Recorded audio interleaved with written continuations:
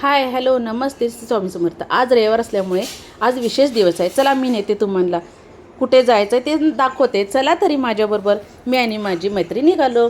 येत आहे ना माझ्याबरोबर? चला। तुम्ही म्हणशाल ताई कुठे घेऊन जाते आम्हाला सगळ्यांना, तर ओळखा तरी पाहू कुठे जाते। ही माझी मैत्रीण। आम्ही दोघी गाडीवरनं निघालो। तर कुठे निघालो तुम्हाला थोडंसं अंदाज येत असणार। कळलं ना मी कुठे तुम्हाला घेऊन आले आहे?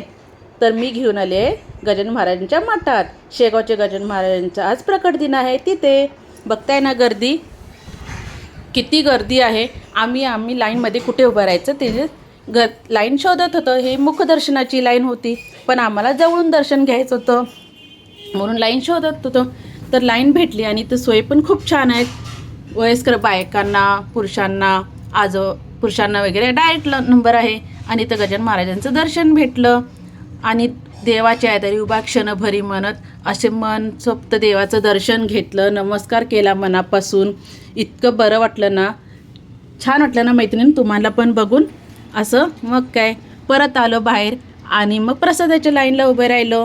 प्रसादाची लाईन पण खूप लांब लचक होती, पण हरकत नाही। आणि इथं सगळे सेवेकरी गजानन महाराजांच्या सेवा करण्यासाठी उभे होते। कोणी पिठलं भाकरी वाटत होते, तर कोणी पिठलं भाकरी घरातून प्रसाद आणत होते।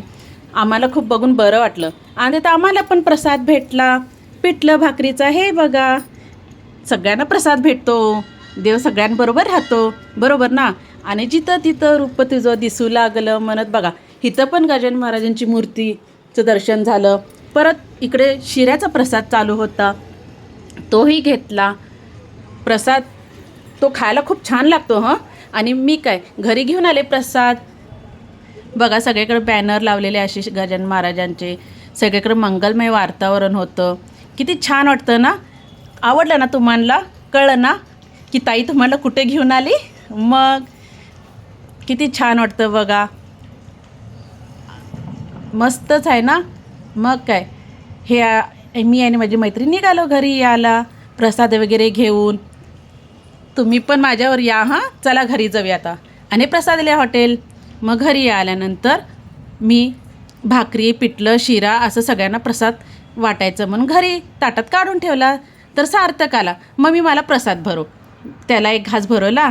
मी सगळ्यांना वाटते। तोपर्यंत तुम्ही मला लाईक आणि शेअर आणि सबस्क्राईब करा। बाय।